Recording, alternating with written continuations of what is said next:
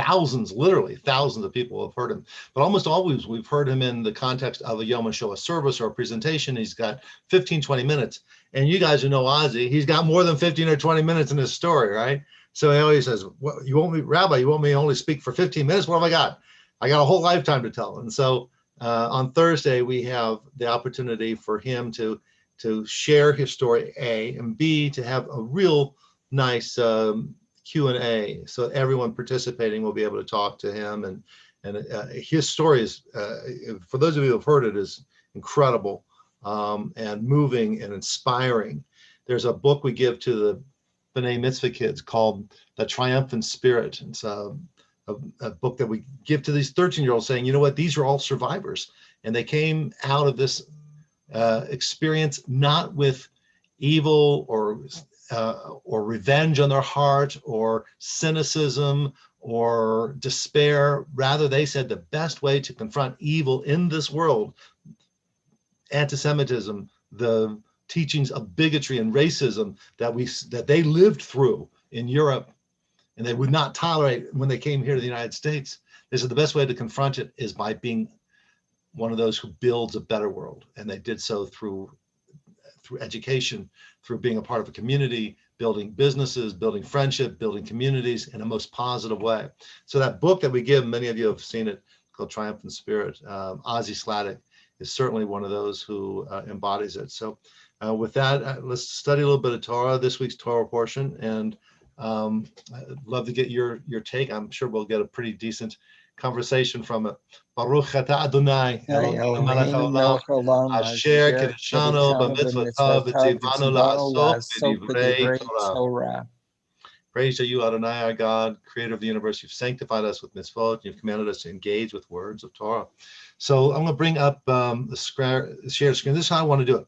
We're going to read from the very end of chapter 9, and then the first hunk, the first 10, 11 verses of chapter 10 of this week's Torah portion. It's called Shemini, literally the 8th.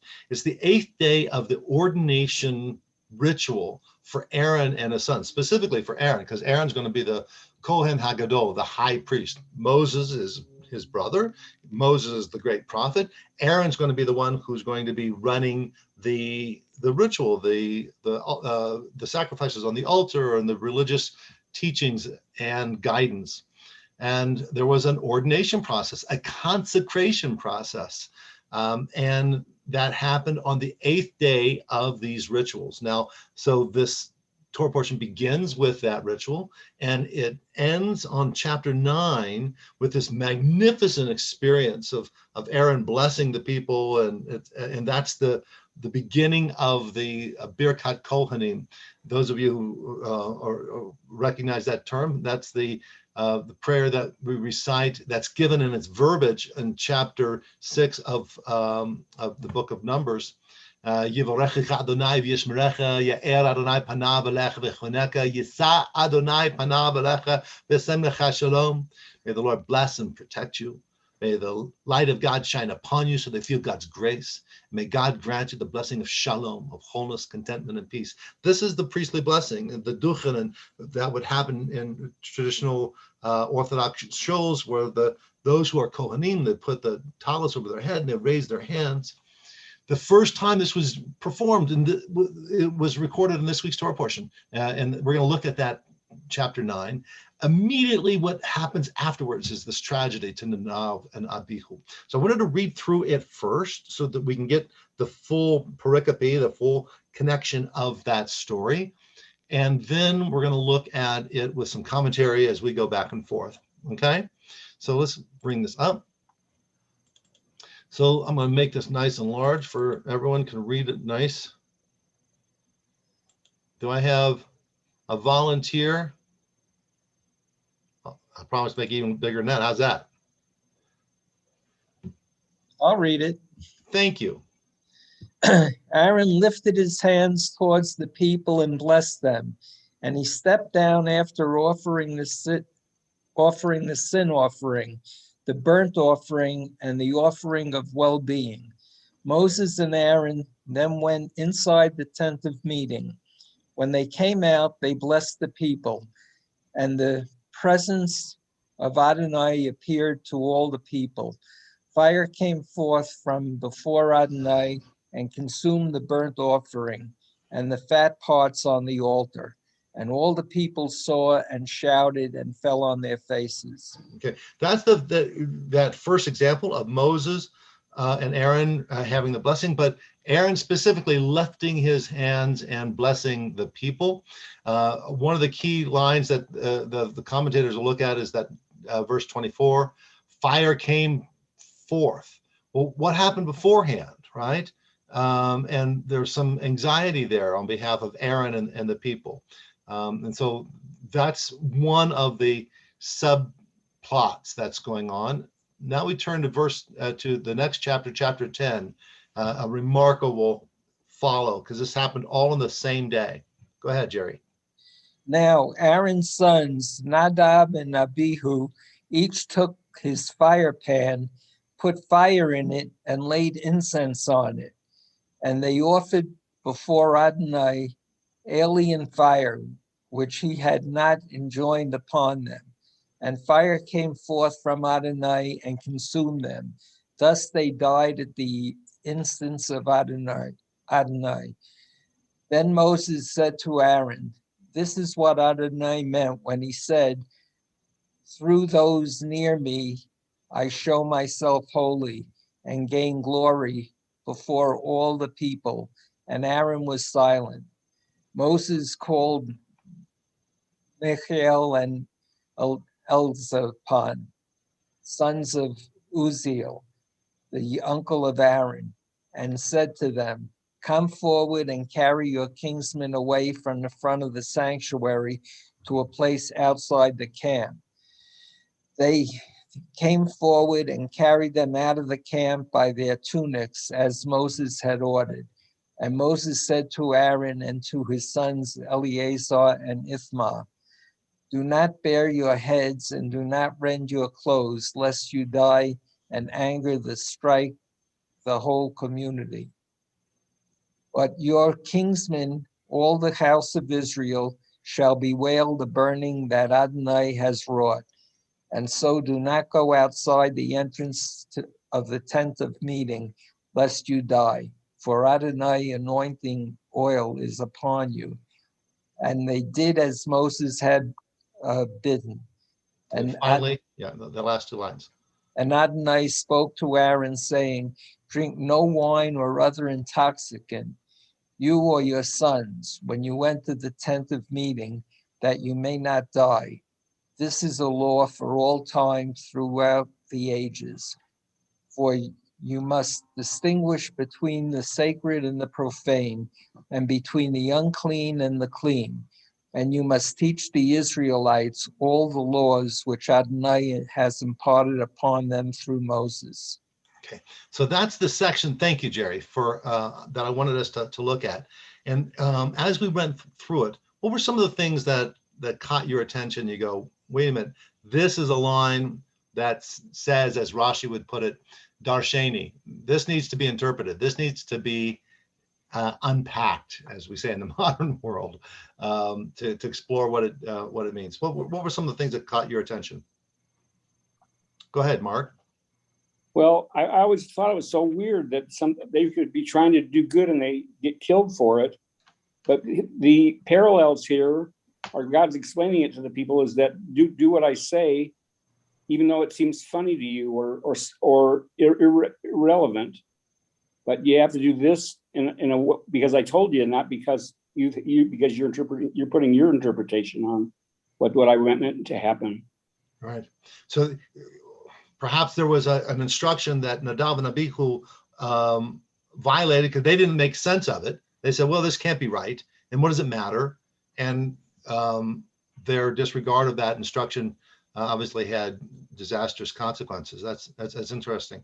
What else caught someone else's attention? Well, it also seems strange to me that not to have any intoxicants. In other words, he didn't want to soften the blow for them. He wanted it to be, raw. So you're reading it that the instruction to Aaron and his family is that in the misery of their loss, of their grief, that they should not drink intoxicants. This is interesting because some of the commentators we're going to look point out the fact that one of the traditions we have at the house of mourning is to have some schnapps, right, to ease that pain. Exactly. Yeah. So, but put it instead of being the intoxicants after the event, it can also be read, as many commentators do, as before the event. What would that imply? Well, that they should know what they're doing when they go to the altar. Janet, I saw you nod your head. I was thinking that they were intoxicated, and that was why God was not happy about it, the whole thing. Right. Not only that, right. Again, a lot of the commentators are trying to figure out what this is all about as well. And they dealt in their time with their own tragedies. But so this story sets up, again, terrible things happening, not to bad people. Nadav and Abihu rather were celebrated as two of the most promising young leaders for the future. And they were at a very high spiritual level. And something could happen to them. Well, we've experienced that. Good people suffering. And why? It's a terrible, terrible analogy. But every year, when there's a college graduation, right, or a high school graduation, what story did we read that the weekend after the graduation? Some of these young people got together, and they had too much to drink, and they went driving, and there was tragedy. Are they bad people? No, they weren't bad people, but they got caught up in the moment. And so here we had the 8th day, the celebration, this ordination, and here they see Dad up there, Aaron, having this consecration ritual, and their celebration, and they got caught up in it, and they happen to be in their role as young priests, as Kohanim, around fire, and something happened. And so the line there, I don't know if you caught it, the line about the drinking, I want to bring it back up so you can see it. It's very interesting. Look at verse 8 here. Okay, one more time, Jerry. Okay, and Adonai spoke to Aaron, saying, who does God speak to usually? Moses. And sometimes to Moses and Aaron.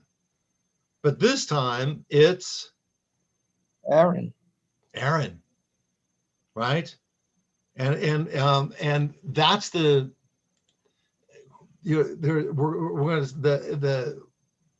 the commentators focused on that as well. How come just Aaron this time and not Moses, or Moses and Aaron? This teaching, this revelation was just Aaron.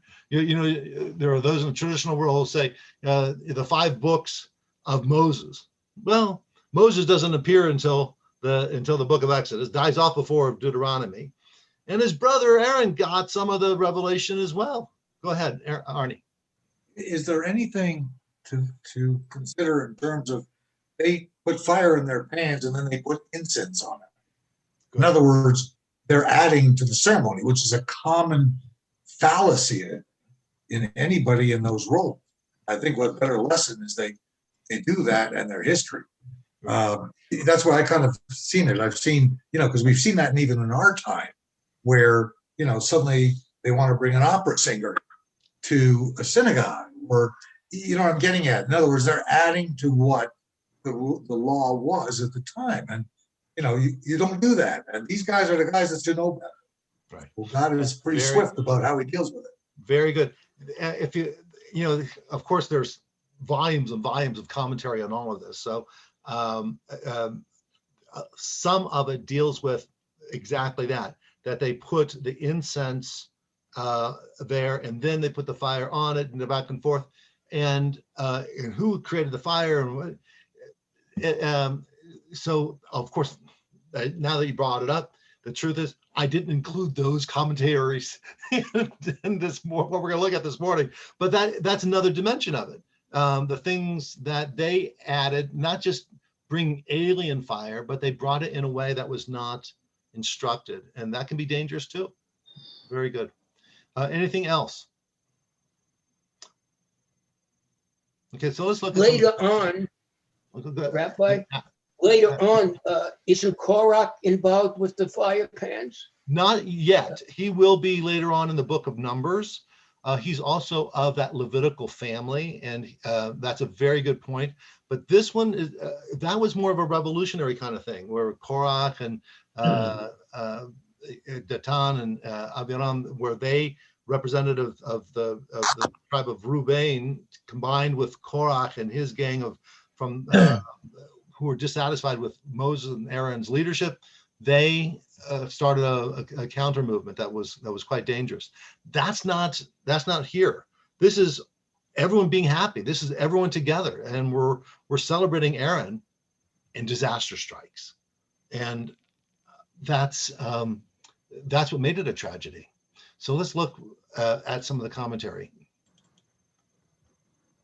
So this very first piece is the commentary looking at that line of Vayisa Aaron et Yadav, that Aaron lifted up his hands. So I wanted to bring in two pieces. One is Rashi, making sure that we do make that connection to Numbers chapter 6, and then Or HaChaim in the 18th century, who has just a wonderful explanation as well. So the first part is easy, and he blessed him, the priestly benediction that we talked about earlier. Who would like to read the Or HaChaim's comments?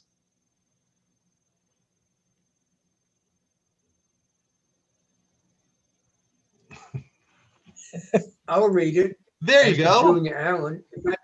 It's a Torah. Torah. Where does it start? Yeah, it's a collection of midrashim.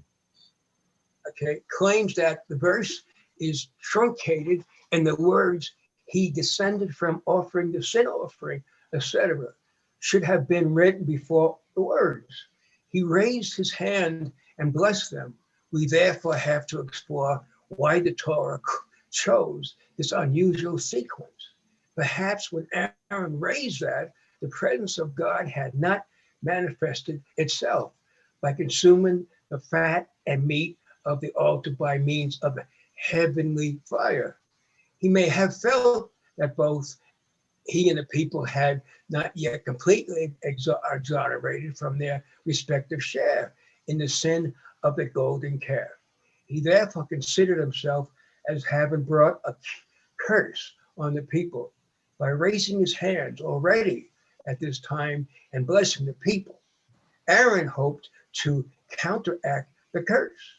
Only after he had blessed the people did he feel that he had really completed the ritual of the sin offering. Okay, we're going to come back to Or HaChaim in just a second. So that's fascinating too, because they weren't, even though they had fire there, they were waiting for a heavenly fire, and that would happen magically to them. We would think, of course, a fire is not just going to come down from heaven and happen. But it did happen for them in some of their experiences, that there was, I don't know, some kind of lightning or some kind of instantaneous combustion that happened that consumed the altar. And later on, Elijah would have a similar experience on Mount Carmel. So they believed such a thing could happen. They anticipated it happening, but it wasn't happening. And Aaron thought the reason it's not happening is because, you know what, of what I did at the golden calf, that I've not been forgiven. And so there's a whole different dynamic there as well. It's not just, oh, I'm the big shot, I'm now the Kohen Gadol, I'm the one who's chosen to lead all these services, but maybe I'm still not worthy.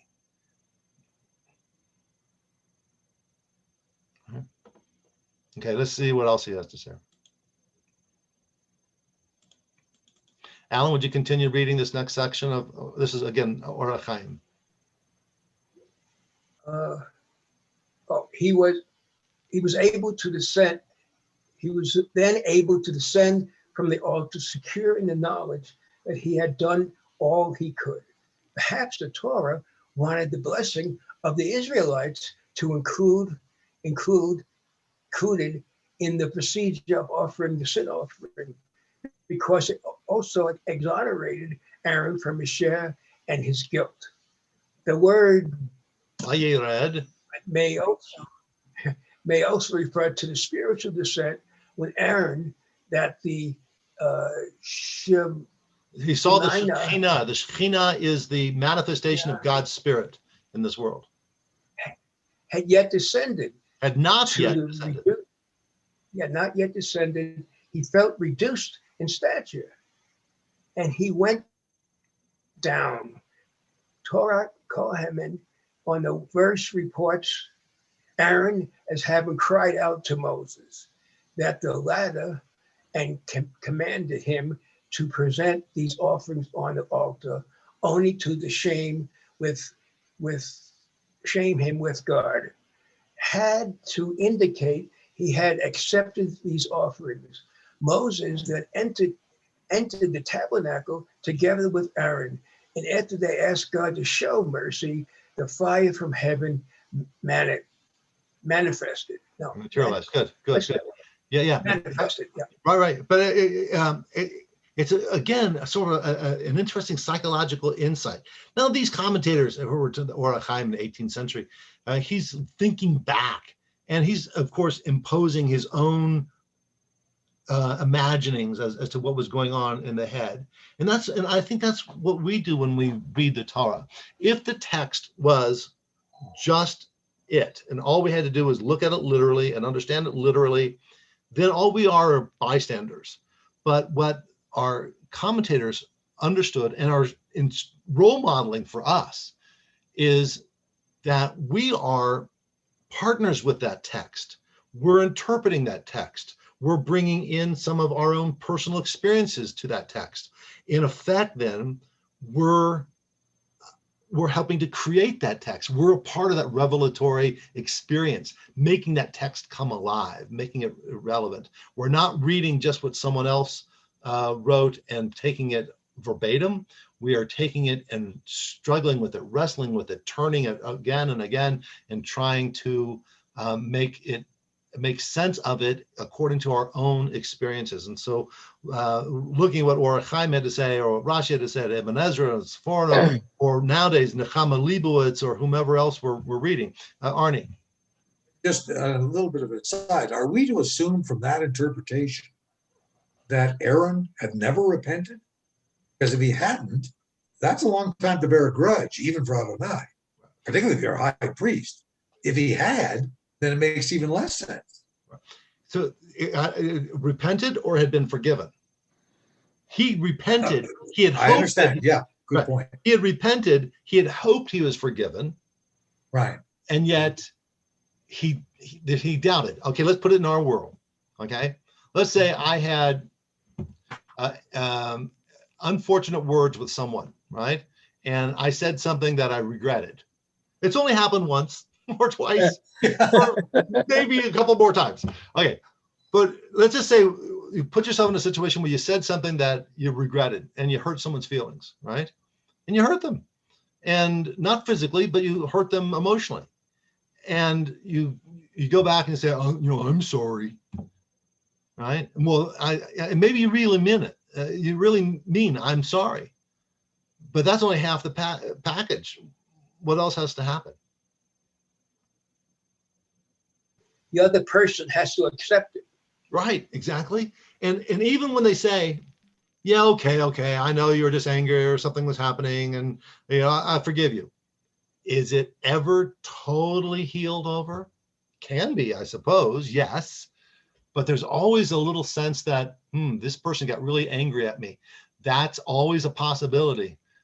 There's a little bit more of defensiveness. There's a little bit more protection that you have when you interact with that person, because you know that person can get that kind of angry, and maybe you don't fully trust that person again. So when we have something where we feel guilty about it, even when someone says you're forgiven, do we fully feel that way? I don't know, Arnie, tell me. No, I totally agree with you. That's the whole, in fact, you're swimming in the Talmud. Well, that's what I was just checking. Have that thing even if you immerse yourself in the biggest body of water, if you're carrying a reptile in your hand. You know what I'm talking about. So the concept really simply is, yeah, you can repent out of the kazoo. You're never sure whether the guy's really forgiven you, number one. Number two, repenting is only part of the parcel. You've also got to change that habit, never do that stuff again. Trying to prove yourself, etc. So yeah, I mean, I just curious because I kind of expect from Hashem a little bit more, I don't know, menschlichkeit? I don't know. But maybe God did fully repent, forgive Aaron. Maybe God said, okay, Aaron, I know that it was a terrible scene, but you're forgiven, right? Yeah. Still, that's not the problem. God's not the problem here. The problem is what's going on in my noodle, right? Excellent. I feel guilty still. I still feel that I've let this person down. When will I forgive myself? Right. I was I'm the offender too much. I apologize for that. And especially in an office situation, if you're both walking down the hall, you're not as friendly as you used to be. And it's I try to heal it, but it's difficult. It's always going to be there until you forget it. Yeah, I know. It's hard to let that guilt go. But interesting that Or HaChaim, that he put that into Aaron's head at the time of his ordination, right? There's that still, that humility, I think, was important. He thought, maybe I'm not worthy. Maybe I'm not worthy. Maybe I'm still being rejected. And I thought that was a very interesting insight for him. What happens next, of course, is heartbreaking. And so let's go ahead and get to that passage. First of all, Moses and Aaron went out and went inside the tent of meeting. When they came out, they blessed the people, and the presence of Adonai appeared to all the people. And again, that's when they share this other blessing. I'll just scoot on through this. Rashi said that the second blessing, this time that Aaron and Moses brought, was from Psalm 90. And the entire psalm is actually one that we recite at a time of a funeral. And Rashi understood this is what we recite at the time of the funeral. And the conclusion being, of this psalm, may the favor of God be the Lord our God be upon us, let the work of our hands prosper, endure. And this is what is chanted at the beginning of a funeral service in the modern era. Rashi connected that with a line that Aaron and Moses would have shared. Now, of course, the book of Psalms was written well after the time of Moses, but from Rashi's psychological connection was that it was already a foreshadowing of the disaster to come. So let me get to this passage here. This is the line. A fire did come forth from Adonai, consumed the burnt offering and the fat parts. So again, it was a mystical heavenly fire that came out. And this is what Rabbeinu Bachya had to say. Would someone share with us Rabbeinu Bachya's line? I'll read. Thank you. Fire emanated from heaven and consumed the burnt offering on the altar. Now, on the 8th day of the tabernacle, being inaugurated with various animal sacrifices, all of which had been offered in order to atone for the sin of the golden calf, heavenly fire descended to accept these offerings. This fire remained a constant phenomenon until the generation of Solomon, when he built the holy temple. In fact, it did not cease until that temple was destroyed. According to our tradition, King Manasseh had extinguished it personally about 100 years prior to the destruction of the temple. We find an allusion to this in Leviticus 6:6. The fire on the altar will remain constant, it shall not be extinguished. Okay, now Rabbeinu Bachya brings up this idea that there was this heavenly fire, and it was not the kind of thing that would come all the time down. It's rather that heavenly fire would be maintained on the altar, and that was part of the duty of the priests to make sure that that fire would never go out. And we had read that previously in the book of Exodus, and throughout then the rest of our ritual, that there should always be that fire burning on the altar. Jews were not the only ones who had that idea of a sacred fire that had to be maintained. We have talked previously about both in Greek tradition and Roman tradition. You would have those who would be assigned in the Roman tradition. It was the Vestal Virgins who would maintain that sacred fire. The hearth in individuals' homes, that would also be something that should not go out as well. And so it was their maintenance that the altar that we have that maintained the fire from this miraculous experience at in the wilderness was maintained all the way through Solomon. Now, interesting, Rabbeinu Bachya quotes Zvachim, this passage in Talmud, but it so happens that the passage in Talmud has some doubts. So let's see what this passage actually says. Go ahead, Louis, would you continue with that? Yep, sorry, I had to unmute. Yeah. Okay, Rav Achabar Ami raised an objection based on a barata. Baraita is a part of what should have been Mishnah, but didn't make the cut, right? So the Mishnah was edited, and so all these pieces that weren't made, that didn't make the cut, nevertheless were then incorporated later on in the Gemara. So it basically is an ancient teaching which now reappears in our text. The fire that descended from heaven upon the altar in the days of Moses departed from atop the copper altar only in the days of Solomon, when he replaced the copper altar with a stone altar, and the fire that descended upon the altar in the days of Solomon did not depart until Manasseh came and removed it by destroying the altar. And if it is so that the altar of Shiloh was fashioned of stone, it emerged that the fire departed the copper altar earlier, when the stone altar in Shiloh replaced the copper altar of Moses many years before King Solomon. Right, so they're already adding elements of some doubt. Now, when exactly did that one go out? Did it reappear with this one? And it wasn't just with Solomon, because let's face it, the altar was in Shiloh well before that in some other generations. So they're already casting some realism into that teaching. Regardless, what they believe they had was the altar had upon it this fire which had a sacred sense that it was heavenly fire. And again, to emphasize, it's not just our ancient Israelite ancestors who felt they had this heavenly fire that was the starter fire for all of our altars, for all of our sacrifices. Other cultures had the same idea, and we find that anthropologically in these other cultures. What's unique here is, and this I believe it was Jerry, but maybe it was someone else who pointed it out, or maybe it was Mark, that what they brought, what Nadav and Abihu brought, was not that heavenly fire. They brought it from someplace else. So Mark, you want to read this, or Lori? This is the beginning of chapter 10 now. Now Aaron's sons, Nadab and Abihu, each took his fire pan, put fire in it, and laid incense on it. And they offered before Adonai alien fire, which he had not enjoined upon them. Now, that's the key. So now Chizkuni is going to be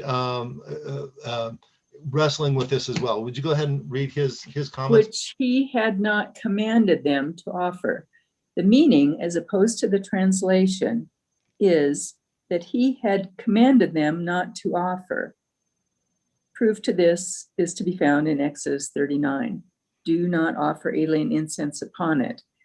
An example of a similar construction is found in Jeremiah 7:31, to burn their sons and daughters, which I did not command. So there was already these teachings that we should avoid bringing that which was not instructed. Chizkuni, by the way, is 13th century French. And now here we have 14th century Spanish, Rabbeinu Bachya. So Lori, would you continue with this? And I'll make it a little bit larger. How about that? Look at that. Okay, thank you. You're welcome. They put fire in them, the censers, and placed incense in them. According to the plain meaning of the text, Nadav and Avihu's sin, consisted in that they introduced alien, that is man-made fire into the sacred precincts. The regulations pertaining to the incense offering required that the fire be taken from the altar and that the incense be burned up by that fire. The Torah had spelled this out in Leviticus. He shall take a shovelful of fiery coals from atop the altar that is before Hashem. Nadav and Avihu thought that the actual fire from the altar was required to totally consume the animal sacrifices. This was a sin, as they demonstrated a lack of faith, not trusting God to make heavenly fire descend on the sacrifices and able to consume the sacrifices. This is why they brought additional fire to consume the incense. By bringing their own fire, they made the miracle of heavenly fire descending seem less relevant, thereby causing a desecration of the name of Adonai in the eyes of all those who had observed what they did. This is why their punishment fitted their sin, as that same heavenly fire they did not trust to materialize consumed their own insides. This is the explanation of Rabbi Aderet of what happened. A midrashic approach, from Tanhuma, they entered the sanctuary while in a state of intoxication. This accounts for the fact that the Torah spells out the problem of priests entering the sanctuary while drunk immediately after having reported this incident. All right. So and that's so Bach is trying to understand what did they do to deserve it. And so he's reaching, honestly. Well, they used the wrong kind of fire. Maybe they weren't in the right frame of mind. They had some doubt, and they had a lack of faith, and maybe they were drunk. I mean, he's reaching for all kinds of reasons as to what happened. But sometimes it's not a reason. It just happens. There's tragedy in this world. We're talking about an altar in which you're putting animal fat on this altar, right? What happens with oil fires, right? They get out of hand. They get out of hand, right? I mean, every year at Thanksgiving, what happens? Someone Floating is turkey. smoking a turkey. Not And- smoking a turkey. and- What's the what causes the fires? Them. Frying the turkey. Right, when they put in those oil fryers. So, I go to the store once in a while with Susie. I said, oh, you know what? People say that deep fried turkeys are great. And Susan said, there's no way you're getting this. I said, honey, we can put it in the backyard. It's not a problem. She said, it ain't happening. So Nadav and Abihu needed mommy to come and tell them, don't do this. Also, there's too many calories too. Maybe, I suppose. But people do it every year. They say, don't do it. They do it. And what happens is they put this turkey, there's the boiling fire and oil. They put this turkey on it and it explodes, right? And it's a real problem. So you don't mess with this stuff. And they did. They messed with it. And there's tragedies that happen. Not that they did anything bad, but they didn't follow the correct procedure. I don't know, Rabbi Zucker, you have anything to add to this? He'll come back. So I want to get back to this text. No, there's nothing I can add. It's a difficult text, and who knows what happened. Exactly. Can you see what we have? Would you like to read Or Chaim's piece on it? Because Or Chaim comes to say, look, they are not bad boys. These actually were the best of Aaron's sons.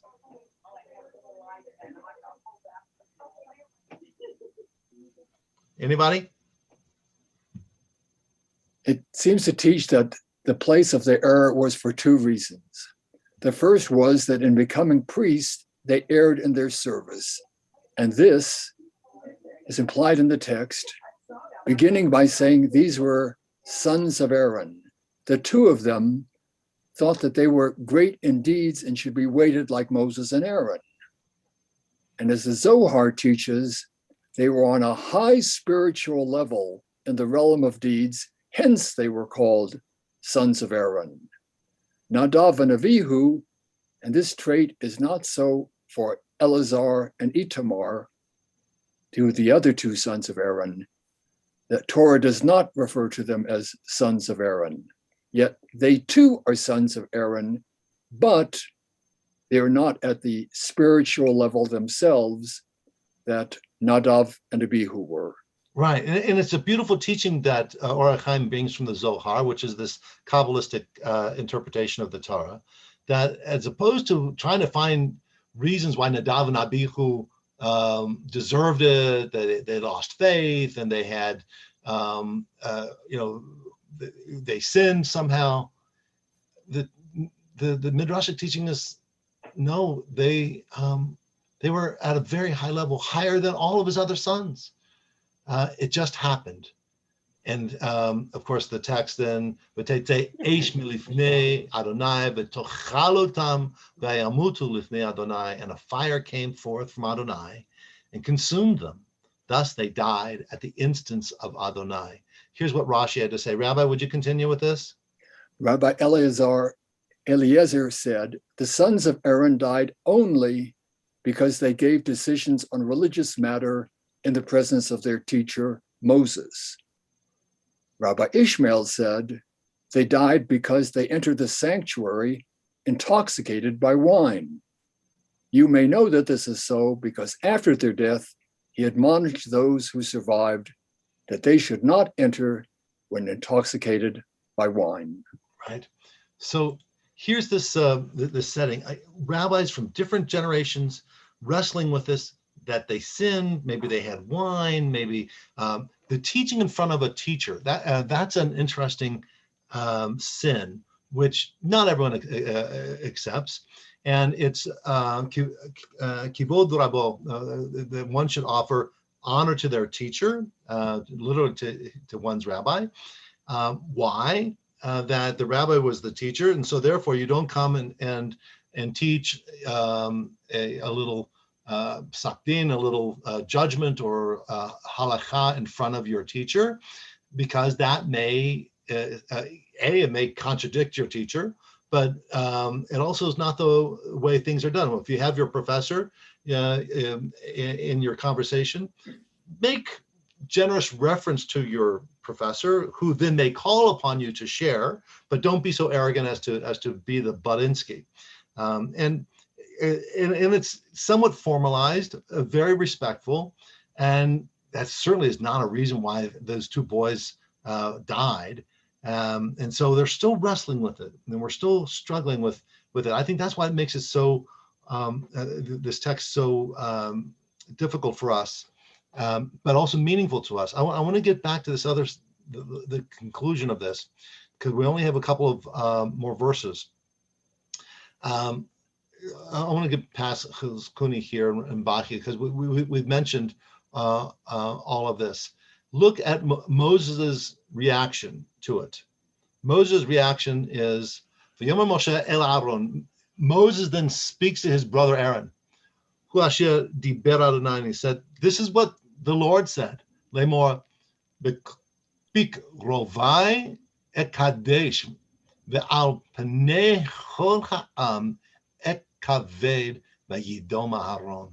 So Moses is trying to teach a little theology, that this is what God had said, saying, by those who are close to me, bikrovai, those who are close to me, ek kadesh, I'm going to be sanctified.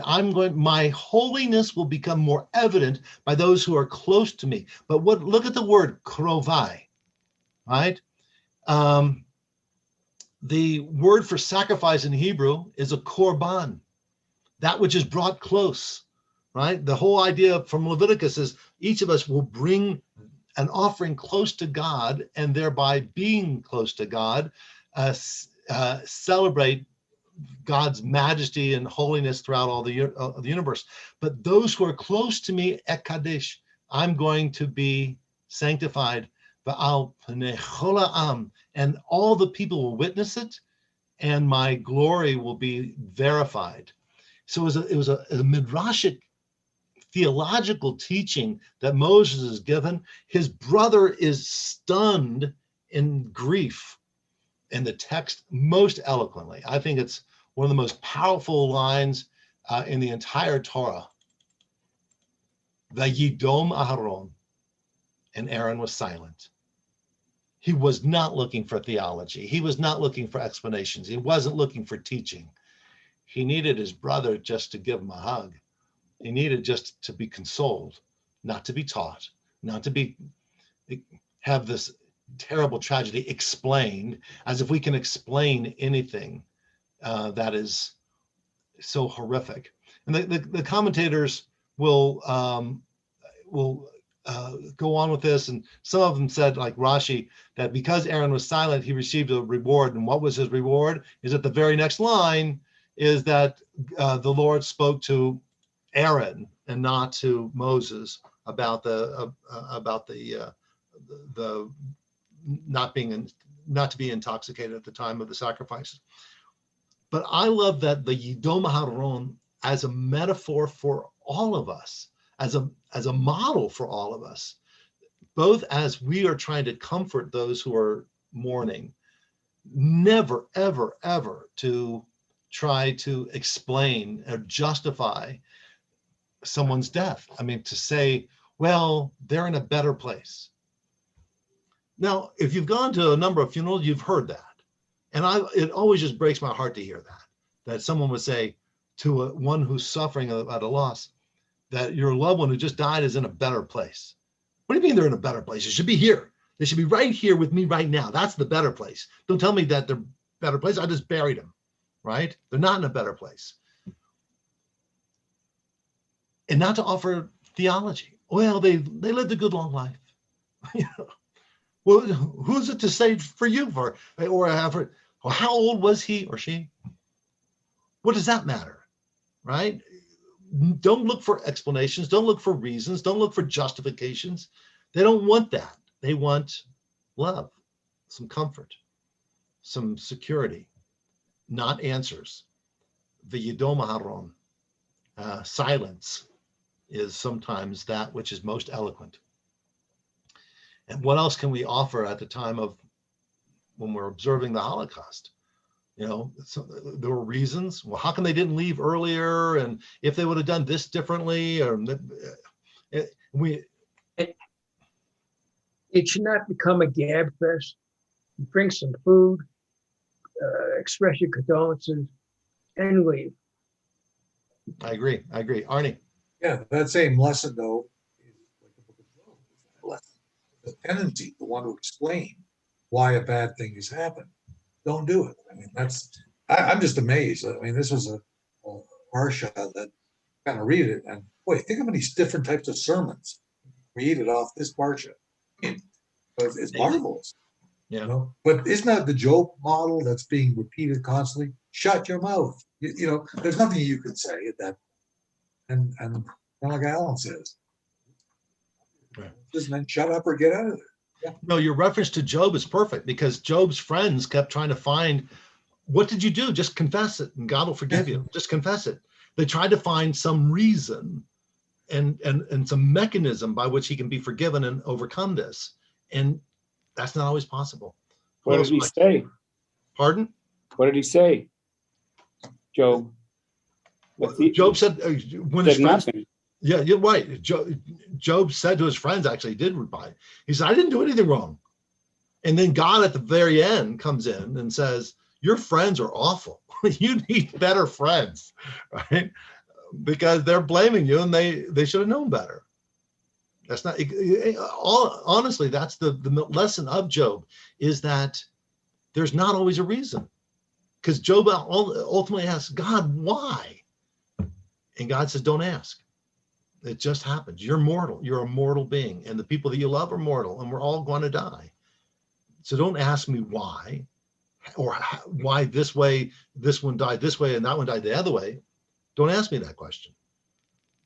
Instead of asking me why we die, why don't you ask how best to live? Yeah. Mr. Lasso, you be in my prayers Thursday. Thank you very much. Yeah, Jerry's got his operation on Thursday. Well, you know, there's a saying, you know, the person who helps the person who's reading the Torah is the Gabbai, right? The Gabbai is one literally from Gav, back, and Gabbai is my back. So Jerry, as you're having your back surgery, we have your back. Appreciate that. Okay. Any other thoughts about this week's Torah portion? It's an amazing portion. I hope you guys will tune in, by the way, Wednesday night. Today's Tuesday. Wednesday night with Todd Hennessy. He's got some passages from some video as well from Yachud and Unum, Father Dubois, who came to Temple Sinai twice, about bullets, the Holocaust by bullets. Again, 1 million people were slaughtered by the Nazis and their allies, not in concentration camps, not in death camps, but rather in the killing fields. And what Father Dubois and Todd has helped is to uncover where these fields are and find out who was murdered. Sometimes even to find out who the perpetrators were. An amazing ongoing story that is that Todd's a part of and that we'll be learning. That's ongoing. The search for the names of those victims. And that's Wednesday night. Thursday at noon, of course, Ozzy Slavic. So I hope that you'll check that as well. But any closing thoughts about this week's reading? Well, not about this Parsha, but about the Holocaust. Natalie's taking a course on movies where she watches an old movie and then a more modern one on the same topic. And this week's topic was anti-Semitism. And one of the movies she had to watch was Schindler's List. Wow. And I have the commemorative edition of the DVDs that I actually never watched the DVD because I thought it was very upsetting.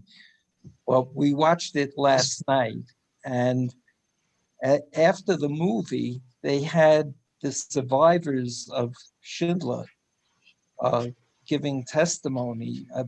It was just such an amazing story, you know, how it was exactly the way it was depicted in Schindler's List. And I got a newfound appreciation of the movie and of the story.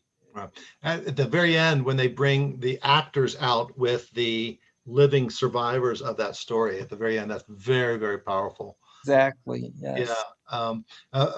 A movie, an old movie about anti-Semitism, Gentleman's Agreement. That was the other movie. Yeah. Was that the other one? That was the other movie. Yeah, She had to watch Gentleman's Agreement and then Schindler's List. I like that homework. That's good homework. Yes. It was great. Yeah. Anybody else want to share? Yeah, we have our discussion on that tomorrow with the movie group. And I believe that I'm the only Jewish person in the group. So I won't be so silent. Don't be silent. Natalie, speak up.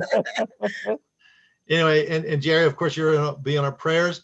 Everyone else, be good. I do hope to see you if you're able tomorrow night, Wednesday, 7 o'clock, 1 hour. We'll have Rabbi Coleman, Dan, and I will do some of the prayers, and Todd's will speak. Beautiful. It's all virtual. And then, of course, Thursday for Lunch and Learn. Miss you in person. I look forward to more and more occasions where we can actually come together in person. And I look forward to it as well. Everyone else? Arnie, I'll be wiggling my toes. Take deep breaths. Remember, Doc does his thing. You don't get pneumonia or blood clots. That's your responsibility. Deep breath, deep breath. Thank you.